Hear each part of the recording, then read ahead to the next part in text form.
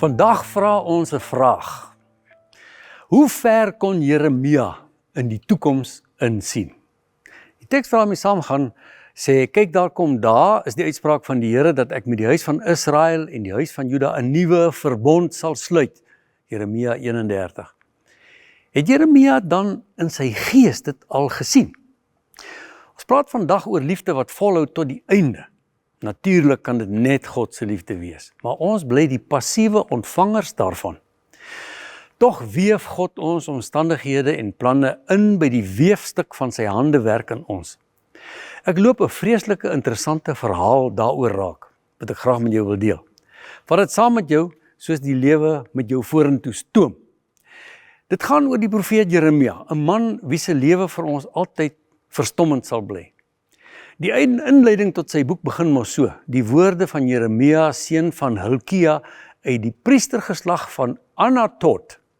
Die pleknaam is nou belangrik, want dit vertel weer van 'n poging tot 'n staatsgreep deur Abjatar, 'n hoëpriester tydens die regering van beide Dawid en Salomo.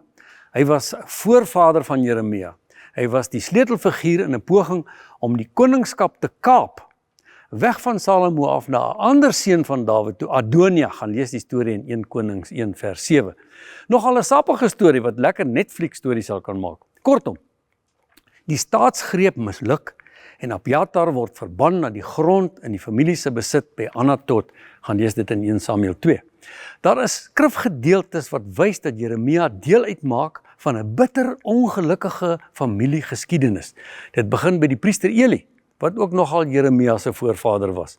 Samuel het mos by Eli groot geword, maar Eli se 2 seuns, Hofni en Pinias, het die pad lelik byster geraak. Die storie is ook in 1 Samuel 2. Die Here het hom toe gewaarsku dat hy die priesterampt gaan afskeur as daar nie korreksie kom nie.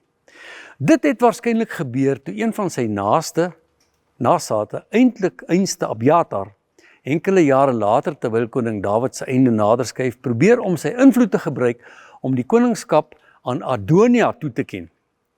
Kan dit dus wees dat Jeremia deurdrenk van hierdie tragiese familiegeskiedenis selfbewus, dalk minderwaardig gevoel het?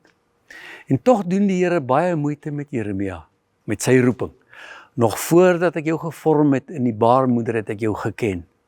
Nog voordat jy uitgegaan het uit die moederskoot, het ek jou gehelp as profeet. Vir nasies het ek jou bestem.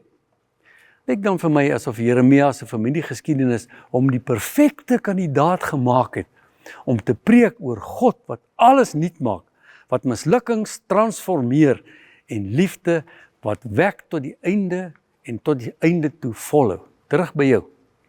Hierdie God is ons Vader, wat sy seun op die pad van lent gestuur het, sodat jou verhaal betekenis kry in en deur hom. Kom ons dank hom daarvoor. Ewige Here, baie dankie dat U ons so lief het, soos die skrif dit duidelik op baie bladsye maak. Ons aanvaar hierdie liefde en ons voel gekoester in U teenwoordigheid. Ons wil vandag uit U liefde leef en dit laat oorstroom in hierdie land wat so honger is vir liefde. In Jesus se naam, amen.